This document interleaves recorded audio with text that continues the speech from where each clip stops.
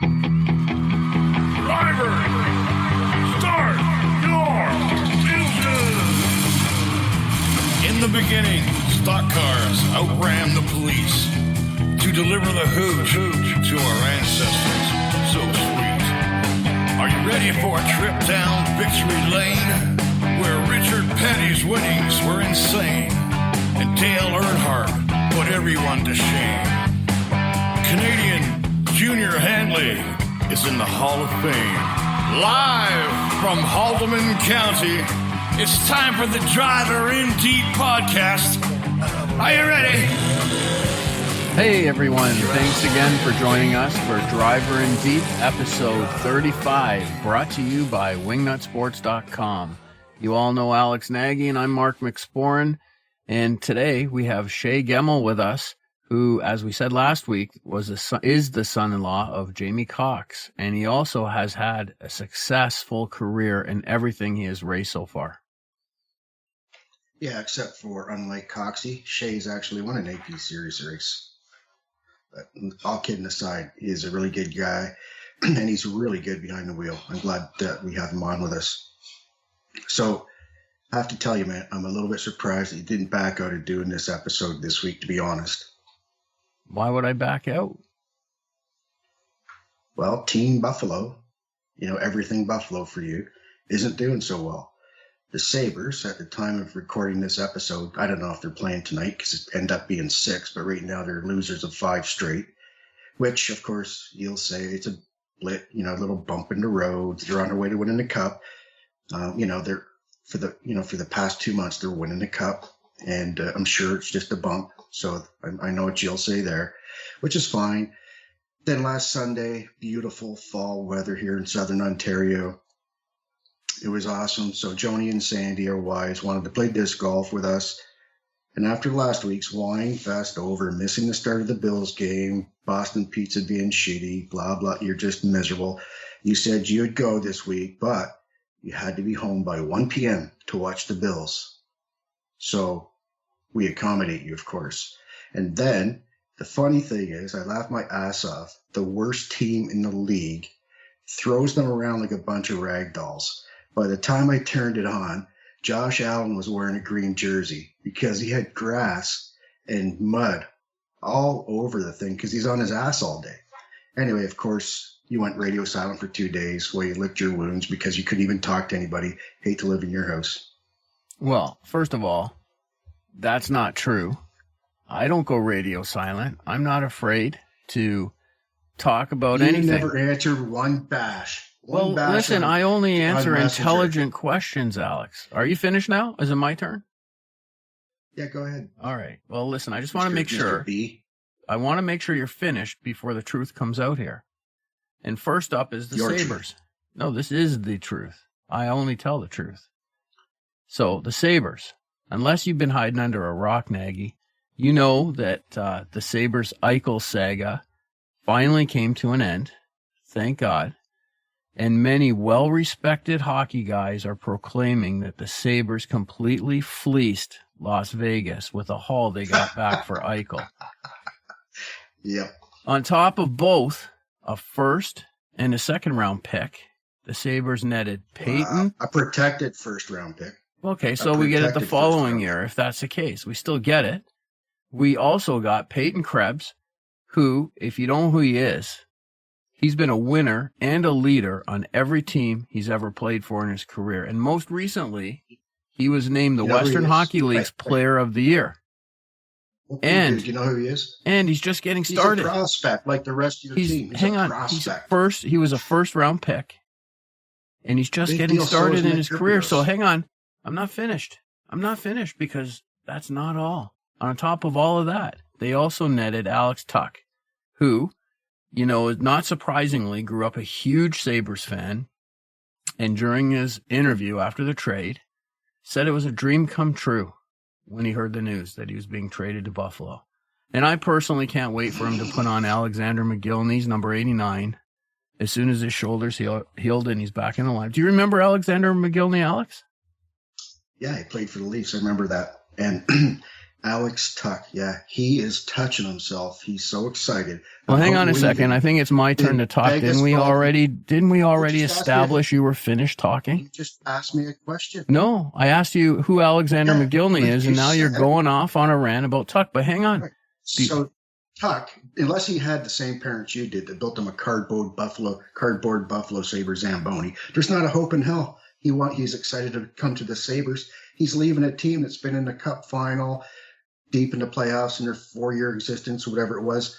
And now he can't wait to do it again in Buffalo. That only makes sense. Listen, it only makes sense. And listen, speaking of Mogilny, just in case you forgot where he got his roots, let me remind you here. Mogilny in over the Montreal line, and the back hits.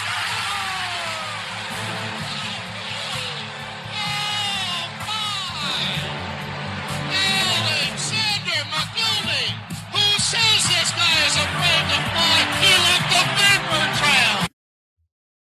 Do you remember that? Yeah. The only guy that's a bigger Buffalo homer than you is Rick Jennerat.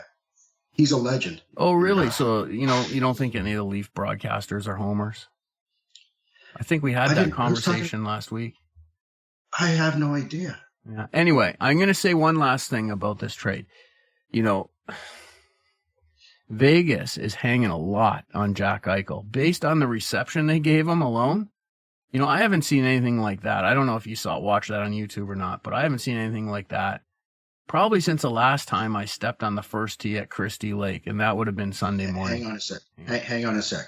Obviously, again, you're not a hockey fan. You're a Sabres fan. And what's wrong with that? What's wrong? Hang on. You claim to be the fan of the game, but you're missing out because you won't admit that you're a fan of the Leafs. Let me bring you up to speed. You thought that Eichel is the only one who got that treatment in Vegas. Every player they've signed has got that treatment. Their friggin' general manager, when he decided to stay, got that treatment. Stone got that treatment. So listen, wake up. McCrimmon, smell the roses, buddy. McCrimmon better win because they got nothing left on the farm. They gave it all to Buffalo, and I personally can't wait.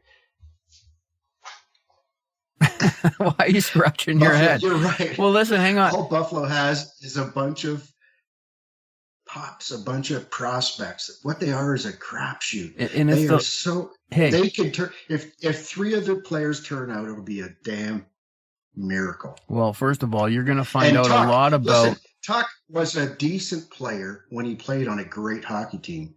Now he's going to go there. He's going to be the guy. Well, he's going to be the guy that'll be lucky to score 5. Yeah, because he's playing with a bunch of shit. And I think that you enjoy trying to give me crap, and you, at the same time, won't admit that you're a huge Toronto Maple Leafs fan. And I get that you don't want to attach yourself publicly to that.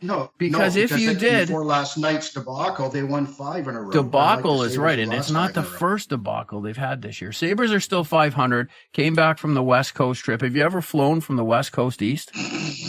Oh, I guess that's a no. Unlike you. Yeah. So actually, I have.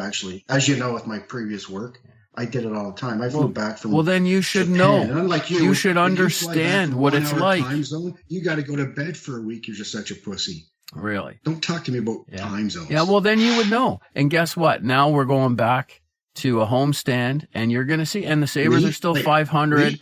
Everybody's talking about them. We're going to be on Pearl Street in June next year. You wait and see. Do you play for the Sabres now? But hang on. As far as the Bills, I want to talk about the Bills here. This is my podium here. Remember, we agreed you were done, right? Just before you start your little, podium rant here. Oh, hang on. I have all kinds of friends in Buffalo, and for a while they're busting my balls about bashing Buffalo. I love Buffalo. What I hate is people like you that think everything Buffalo is great. They're at the point now they're sending me messages saying, that guy not only doesn't know nothing about racing, he knows nothing about sports either. I didn't want to bring that up, but they're from people from Buffalo and Western New York. Well, hang on a second here. Comments. If you let me finish what I was going to say earlier, Alex, I was going to say that you might get more enjoyment out of admitting you're a Leaf fan. But then again, considering they haven't even been to a Cup final in over 50 years, maybe now I know why you don't want to attach yourself to that team. And as far as the Bills are concerned, if you watch the game, which I did, obviously, you would have realized that you can't hang the lack of protection on Josh Allen. hopefully it's a lesson learned for the team, and maybe they were just paying a little homage to Urban Meyer, who you might remember winning 2 BCS championships with Tim Tebow taking the snaps. Do you remember him? Oh yeah, Tim Tebow. I can't. He's been in the news lately. If you don't, Tim Tebow. If that's no, I'm talking about Urban Meyer. He's been in the news lately. Urban Meyer. Yeah. He's lucky he's even got a job. That team is in such disarray for a guy that didn't even know he was going to be coaching after the last couple weeks. He goes in there. Not a person on that team that plays for that team can stand the guy except for their little quarterback with the long floppy hair and a high receding forehead like myself. Now high. Long floppy hair. Anyways, they go in there, the worst team in the league, and pick that. But the Buffalo Bills, what's their record the last 3 games? Hang on. They did the same thing that the Leafs did last night. Can you answer the question? What's that? Can you answer the question? No, Buffalo started out hot. They've just been a piece of crap. They're 5-3. They're still going to win the division, and they're probably going to win the Super Bowl. So one little blip in the radar, no big deal. Listen, a month ago, the Sabres were going to win the Stanley Cup. Listen. The Sabres at least have a farm team. The Leafs got nothing to hang on. If they can't win now, they're not going to win anything. Listeners of Driver and Deep, you heard it here first. Remember this. We'll talk in several months from now. Sabres going to win the Cup. Bills going to win the Super Bowl. If either one of those happen, what, Alex? I can't tell you what I'd usually say to you because somebody's might be listening. Anyway, listen. One last thing before we get to our guest. I also watched the final NASCAR Cup race, and to me, it seemed pretty fitting that Kyle Larson took home the hardware. I mean, he's been awesome all year. I think it was his 10th win in the season, and I don't know. It's the first time I think I've seen. Was it Phoenix where that race was? Yeah. I haven't seen that track before because, as most of our listeners know, I'm a new fan to motorsports. But my God, I loved watching them race on that track, and I watched the Xfinity Series race the night before, and that had to be the best 2 races that I've seen so far. Anyway, I really enjoyed it. I'm glad Kyle Larson won. That guy overcame a lot this past year, and I think it's great for the sport. I really do. I know. What do you think? I agree. No, I agree. I think the truck race and the Xfinity race were good. I love Phoenix. I think it's a great racetrack.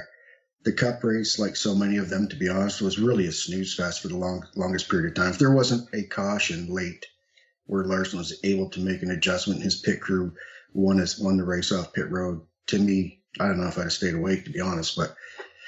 But anyways, like you said, good thing he won because he deserved it.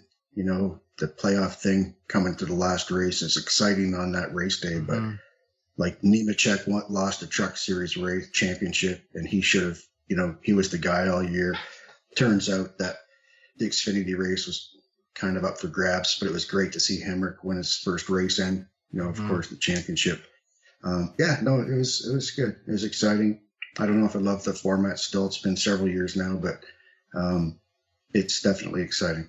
For the last day, I think it's exciting because Kyle Larson won. It would have been a shame if something happened and he ran into a wall or got a flat tire and, all the other 9 victories of the year and he could have lost it. That's my initial reaction to learning about how this works. I agree. And like you said, he went through some, he was basically booted out of the sport, whether you agree or didn't agree. And at that time, funny story. He's a close. He knows Glenn Stires real well. That's from this area, and Glenn sponsors his sprint car some. They've got a good relationship. And during that time, when Kyle was just racing dirt and whatever else he could race, in between his, after he got kind of ran out of Cup, I actually was put in touch with him through a guy in Indiana, Bobby Blount, and he was going to get Kyle to race his car at Jukasa for the Canadian Short Track Nationals. And then, of course, the pandemic, it never happened. And look at him now. I know, a year later, and he's a champ. Yeah, that's great. That whole team was great. and I think they're going to be really good for a long time coming. At least that's what I can see. Yeah. No, and you know what? Really, for me, it was the first season that I've been a fan and tried to watch as many races as I could. And, I think like most sports, if you don't really have a lot of exposure to it, it's hard to be a fan, or impossible almost. And now that I'm getting all this exposure, and thanks to you for all the great people that I've met, I can honestly say I am definitely becoming a fan of the sport. Awesome. Hey, why don't we get to our guest? Hi, Shae. Welcome to Driver in Deep. We had your father-in-law on with us last week, and now you. So thank you for joining us this week. No, great. I'm glad you guys reached out to me. I think this is awesome to have the racers, owners, and all the crew members listening and listen to your podcast. This is awesome. Well, that's great. We hope that they all do listen, and if they don't, maybe they'll have an excuse this time. And as Mark mentioned, buddy, thanks for being on with us. Like so many drivers that come on with us here on Driver in Deep, it's usually, it's a family affair. And of course, starting with your parents and your grandparents, Art and Leslie, who are just great people. And, you married Rachel, Jamie Cox's daughter. So, racing runs deep on both sides of your family.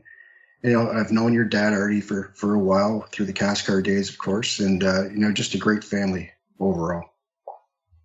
Yes, thanks, Alex. That's a lot to say about our family. We it's all in our blood, that's for sure. We don't really know anything else besides working on race cars and going to racetracks. Like you said, it goes down to my grandparents that went to races, and then my dad, and obviously now married into the Cox family, so Jamie Cox. And now I can guarantee you probably in about 3 to 4 to 5 more years, I'll have my little guy racing here soon. Oh, that's great. Alex mentioned your dad. And I understand that he's been a crew member for many years, but did he also race? No, he actually always just worked on cars. He was a family friend with Steve Robley, we all know, and they lived down the street from each other on Atkinson Boulevard. Well, those boys started working on cars when Dad was 14 and Steve was 16, and they kept going to Delaware, and Dad just always was working on cars because he loved it so much. And the one day he went to a go-kart track with my stepmom, Kelly, and Dad's like, well, I'm buying Shae one of these things. Well, now he kind of regrets it now, but guess what? He made his bed, and he still supports me, and so does my family. Wow, he doesn't regret it. So in preparing for you to come on the show this week, I see that you raced mini trucks at Grand Bend Speedway. Is that where you started, or did you race anything else before that? We actually started right from the opening class. They had like a little go-kart, microsprint is what they called it. And I did about six years in that because I started when I was 6 or 7 years old. We worked our way up through that. Like I said, ran that 6 or 7 years. We went into the mini trucks, ran that for 3. And Dad said, if you could win a championship in a mini truck, I'll build you a full-size Delaware truck. Well, damned if I did. I did it the next year, and there we are building a Delaware truck and started our ranks through Delaware. So you headed to Delaware. I think that was probably around 2013 or something like that, Shae? I believe it was 2009. We started trucking. Oh, that early. Okay. Yeah, we started 2009. So you did trucks before you went to Super Stocks? Yeah, that's correct. We did that for 2 years, Gotcha. I believe. Yeah, and then we won a feature heat race and then stepped into the Super Stocks and ran that for a couple of years. I started to get my name out there, run a little bit better, and then we started to help the APC late model team when Jamie Ramsey was racing. Dad was crew chief for that, and I could get myself some good experience working on a late model and a faster car. And we obviously lost him. Obviously, was one of our good friends, and still was with that team. And the RCR brand kind of started, and they started working on the late models again. And I still helped them, still working on my own cars, and that's how you just keep on working from one thing to another. And then we started in the late model program. So you went from mini trucks being your last race division you ran at Grand Bend, and you went to Delaware. You went to that huge racetrack compared to Grand Bend with a huge car or truck at the time. How was that transition? obviously the transition was pretty big to have you actually had to use a brake pedal for once instead of just doing the good old Grand Bend Speedway entry. Momentum, yeah. The momentum 1 into 3 and just keep turn right before you turn left kind of thing. So after you transitioned to that and you started to get the short track feel, it was a little bit different at first until you started pissed a couple people off, then they came down, told you how to do stuff, and as long as you listened to people and everyone steered you out in the right direction, then they kind of wished that they didn't help you, and then because then you started beating them. So during your transition time, going to big cars or trucks, with your dad's experience working with Steve and all those guys, you know what a great team that was. They scared the shit out of me. I can tell you that when I raced against them. Besides your dad, you know who else helped you? And your dad didn't race, so when you're making that transition, trying to get going in stock cars on a bigger racetrack, what driver, or was there a driver that kind of give you advice or helped you through that time?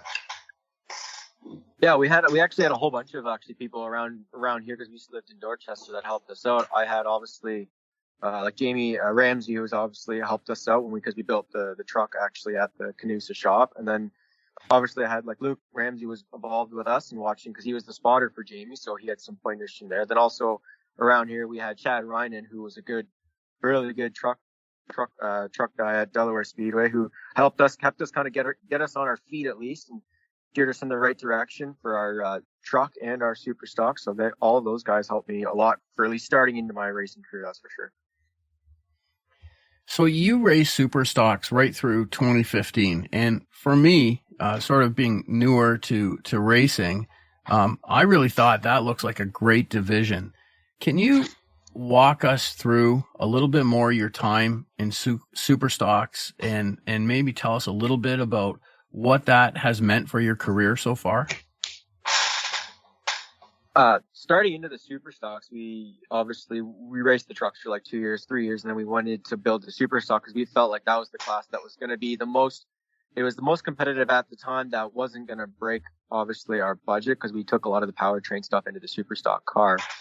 But then the super stock car felt like it was a little bit more of what we were able to do at just our shop in town and able to build the car in our backyard. And just the atmosphere of the car itself, it was an actual race car, no, more or less not just a big old bus that you were driving around. And then being able to work on the thing and changes to the car to make it faster and it would work for the changes that you would want it to. And with the field that the Superstock class was gaining, there was like, I believe there was 20 Superstocks, I believe, when we first joined into it, and there was like 23 to 24. So the fields were there and they were great races and a great atmosphere to learn how to start at the back of the pack, because in those days you had to start at the back and get your way up to the front during the future races. Yeah, so I see you won a Delaware truck race while you ran super stocks. You know, is it hard going back and forth like that with both those divisions? No, we never actually raced them together. We had this truck and then took the powertrain out of the truck and put it into the super stock. So I never raced back to back ever. I was only just either truck and or a super stock. Gotcha. I thought for some reason you had ran both 1 year, but yeah, that makes sense for sure. So super stocks through 2015, like Mark said. In 2016, your team went late model racing. And at that, you raced the APC series. You won the Rookie of the Year in that series. Was the step from super stocks to late models just as much of a change as it was, say, from mini trucks to the Delaware trucks or the super stock? Yeah, I feel like it was another big jump. But then, like I said, I've had enough support systems that kind of to guide me along the way of what to expect. Because also too, I've worked on the late models for almost, I'm going to say 10 to 15 years before I could even get a good feel of them. We were working on them in 2009, I believe, 8, and then I've worked on them for years and years. And then I finally got to have a test one night when we were at Delaware shaking down our super stock. Jamie Cox, that's when they had the program. They're like, you jump in it and try it. I'm like, really? And then all of a sudden I come in and Dad's got a smile on his face, shaking his head. He's like, why did you let him try one of those things? Now he's going to off. No doubt about that. So we've mentioned, about your family and how important that is for your career, like it was for mine and so many others. But we haven't talked much, or any guests for that matter, about your partners, your sponsors. And I know that you've had some great support from so many throughout the years, some bigger ones too. It seems like, for example, APC Canusa and North Country Property Maintenance currently. Tell us about the help you have had and how the relationship came about with a group or a pair of people I know that are very important to you, and that's Pat and Marianne Corrado. Yeah, correct. So we started our late model program we obviously sold our super stock, and we purchased the car from our first late model from Jamie and Luke, which obviously we've always had and will continue to have the support of APC as they've built that relationship with us. And my grandparents and my father had to make up the last little bit to get our late model program into the field. Well, then we were at a Toronto car show, and we were just standing around signing autographs, doing just the normal thing, meeting hands, talking to people. And I met this couple that came up to us, and my dad was there, I was there, and so were my grandparents. And they came up to us and they were like, well, we kind of just wanted to sponsor to somebody. And here I am. I think I was like 16 or 17 at the time. I got this big smile on my face, like, oh, I'd like to have some support. And they didn't really know how to get into it. They didn't really know kind of what to expect. So we just kind of got their phone numbers. I'm like, oh, I'll never hear from them. Well, then sure enough, at like the Sunday night, they called me and they're like, we looked at your stuff. We really liked how you guys were a family run program. We would like to join. And then after we started to build that relationship and have dinners with them, show them, because like you guys know, we're a family run business, or like a family run team, right? Because we have my dad obviously and my grandparents, and now they kind of wanted to join into this deal, and they've given me opportunities, they've given me equipment, they've given me everything that I've ever dreamed of, and still keep pursuing that. And there's not a thank you in this world that you can give to them or even say to them. And they're just those type of people that you meet and you think it's a dream, but they tell me every time, they're like, can you stop saying thank you and go drive the cars that we give you and prove us what you can do? And I'm just thankful enough to have this opportunity, and just to the people that they are. They're just great sponsors and supporters, and I can't thank them more than enough. Well, you just did. You just did. And, Alex has told stories about him and his getting sponsors over the years. And I don't think one of them ever came that easy to you, Alex. No, that's so awesome. And, you think about that, kidding. Shae. Was that at the Motorsport Expo before it became Motorama? It was actually the first year that it was the Motorama bigger show that they wanted to go for. They wanted to go. Pat was telling this one story a couple of years ago. He's like, yeah, we drove by there and we saw the cars and we remembered that it was the Motorama show. And he's like, Marianne wanted to go through it. Well, then we went through, started to look at all the cars, and all of a sudden I met you. It's a big joke because he's like, now look what you've done. Well, and so that's what I was getting at. So there you are. So even being Motorama is even more bizarre because there's way more cars there than when it was the smaller Motorsport Expo. And you think about it, man. Here's these two people new to racing. And, I met them when, I'll just back up a little bit here. And I met them when you had, I think it was maybe your wedding and you couldn't race, or I forget what it was. And you and Marianne decided to get Carson or Hudson to sub for you that day, run your number to keep your points up, which I thought was so nice of them. And they helped them out with tires and everything else. So that's how I know the type of people they are. But getting back to the car show, you think about that, and at the time, I think you probably had APC or Canusa on your car and it looked really good. So again, maybe that relationship with APC Canusa, when the car's looking good, it's got a bit of a corporate look to it, attracted them to you. But they could have picked so many different cars to walk up to that day and talk to somebody, and that could have been a lucky person, and now it's you. Yeah, there's not a day that I don't think I'm so thankful enough just to meet them and just to have the opportunity that they're giving me. Because you're right, they could have gone to anybody else or chose anybody else. They just, for some reason, I have this connection. I've built this connection with both of them that they kind of say I'm their 8th kid because they have 7 kids, and now I'm their 8th. Holy smokes. Wow.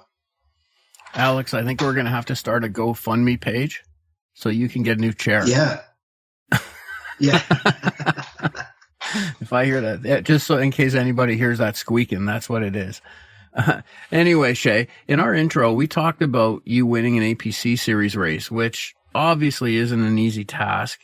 And you've been on the podium quite a number of times as well. So I'm sure you'd like to win some more of those and probably a championship. But your late model success hasn't been limited to just the APC series. You've had some really good results in other events, especially Flamborough, where you did win the Grisdale Triple Crown Series in 2019 and 2021. What can you tell us about that? Yeah, it's great to also support the APC series just because of the corporate sponsors and everybody and all the teams and all the equipment are in, but we still need to support our local tracks, right? They got to keep our local tracks going, right? Which helps, which is why we trucked down to the Flamborough Speedway, down the 401 to John Caselli's deal down there, and the Grisdale Triple Crown is a great event for any late model team that needs to join it. It's a 3-race series, 100 laps each race. Bill Grisdale and Adam Grisdale, they put so much effort into that series as well, and the support that they had. I feel like they've been doing it for over like 30, 35 years or something like that, and we've been fortunate enough. Yeah, it's been a really long time. We've been fortunate enough to win the championship twice now. And like I said, you got to keep those local tracks, those tracks keep going because that's what keeps the backbone in racing going in Ontario. Yeah, absolutely. You couldn't be more correct. And the Grisdale family, just another great family that have done so much for racing. And and even John Caselli in Flamborough, as you know, I cut my teeth there. Great facility, love it there, and I'm glad that you've had some success. And listen, the 2021 championship was kind of like your whole season. It wasn't easy. There had a lot of stuff had to happen for you to win that thing. Yeah, there was a lot of things that happened that was way out of my books, and sometimes you just have to play that card or just be there at the right spot at the right time and just never give up. And I was fortunate enough to finally have some luck for 2021 and was able to bring it home. Didn't have the fastest car, I can tell you that. I didn't have the best handling car, but we were there at the end. I guess that's all that matters. Yeah, absolutely. And I think that's a testament to your team and your family. And, and I think that the anchor of that family, again, is your grandpa, Art, and your grandmother, Leslie. There's so many times I've seen your grandpa and he said, and you had tough, like we talked about, you had some tough luck this summer and you guys just shrugged it off and kept your heads down, kept on digging. But Art, I said to Art, how's Shae going to be this week? He said, I was over there and laid the law down. So my sons of bitches better have it straight.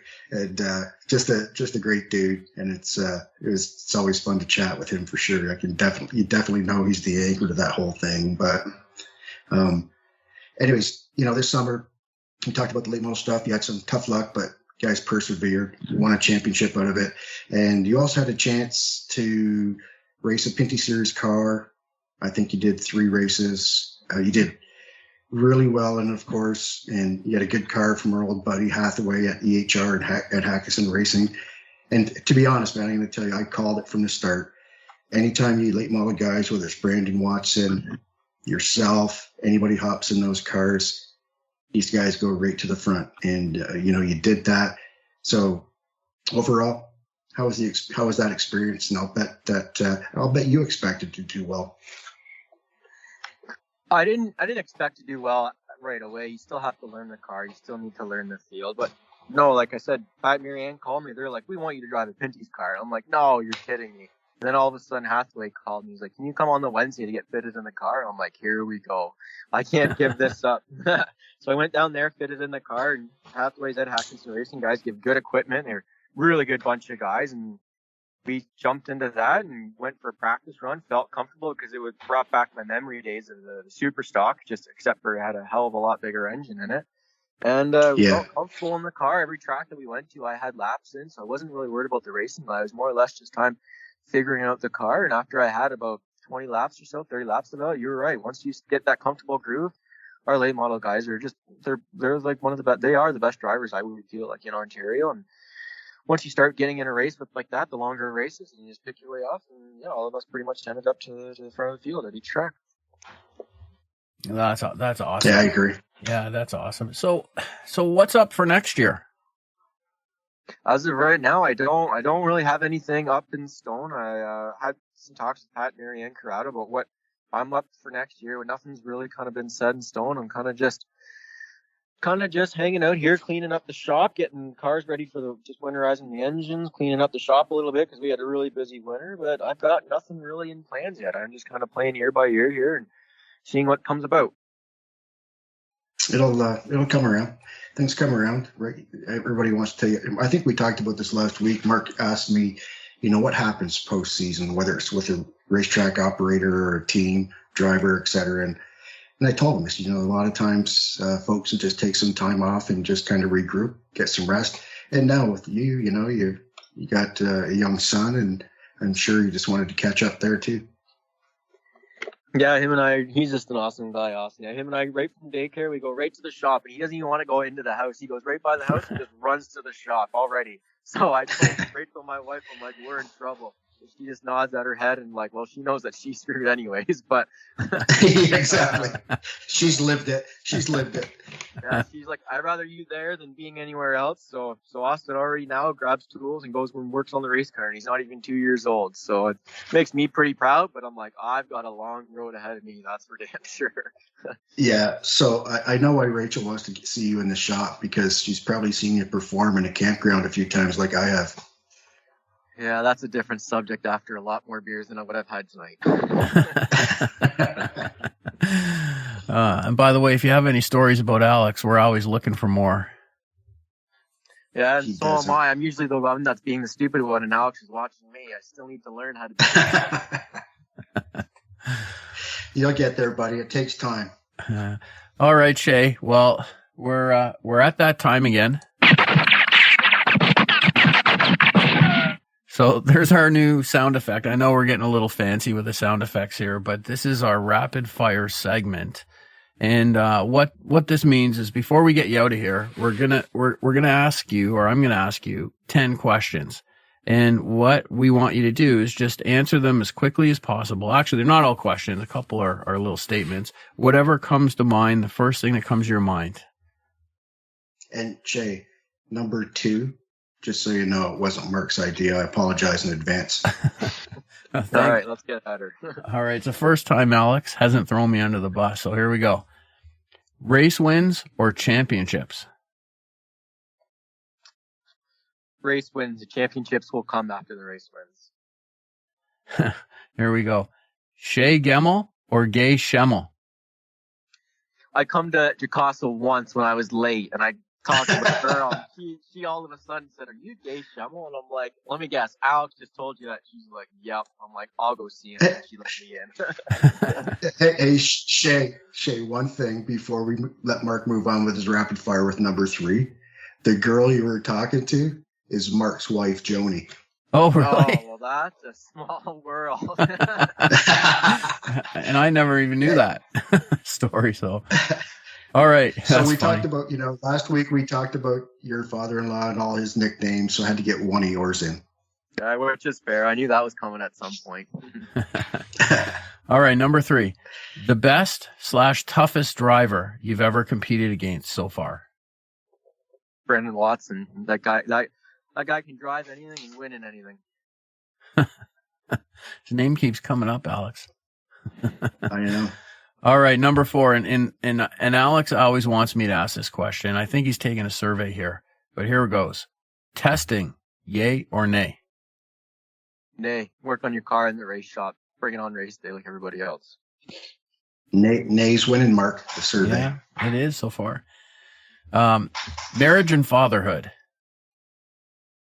Best thing I've ever done.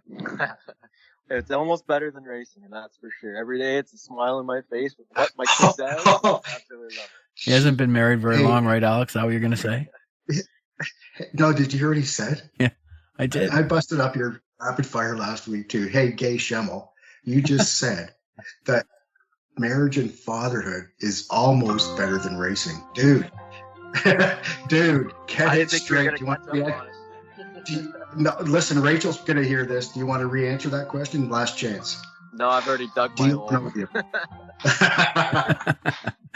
All right, number 6. Favorite track so far? Delaware Speedway. I love that place. All right. A driver from the past that you wish you had a chance to race against. Steve Robley. I wish I would be able to come second to him. I'm gonna say you never wanted to race against that badass, buddy. Trust me. Favorite food? Pizza all day. I live off that stuff. I think pizza and wings, they seem to be the top two here, Alex. I call the girl in town. She knows that it's me. She knows what I'm getting, and she drops off right into the shop. So it's pretty bad. If you could change one thing in racing, what would it be? Ooh, that's tough. Tough one. Wow,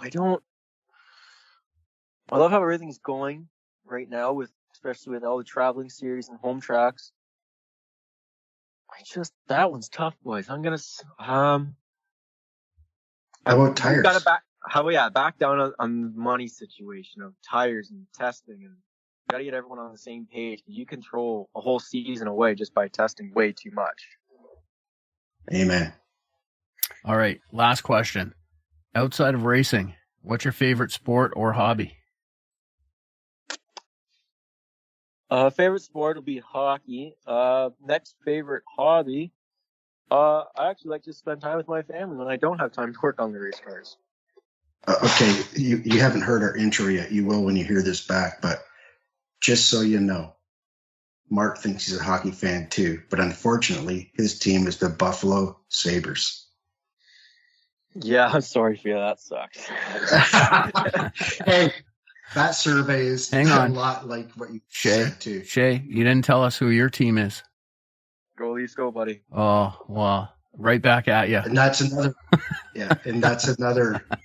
That if that was a survey, that's winning as well. Well, what do you think? Where do we live?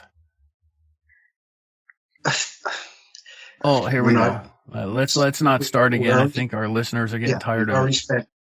They're tired of hearing your crap about the Sabres. Shae, why don't you tell our listeners where they can follow you online? Yeah, I've got a Facebook page, Gemmell Corrado Racing. The Twitter's at Shae Gemmell, and I also got I fired up an Instagram too. So it's what is it? I think it's just at Shae Gemmell too as well. You can follow me on all those, and hopefully hear from me soon of what I'm doing for next year, what my plans are. No TikTok. Well, best of luck, buddy. Yeah. Yes. Thanks, Mark and Alex, for having me on. I really appreciate the phone call, and hopefully we can do this again with some news once I know what I'm doing. Look forward to seeing you next year, buddy. Well, we're wide open sideways. Right, you're clear. The talk is cheap. You're clear on that. We got the foot to the floor. We're gonna drive our in deep. We'll be on the inside of you. All right, you're clear. Got a slow boat coming up on your inside. All right, you're clear. You're clear on this. We'll be on the inside of you. All right, you're clear.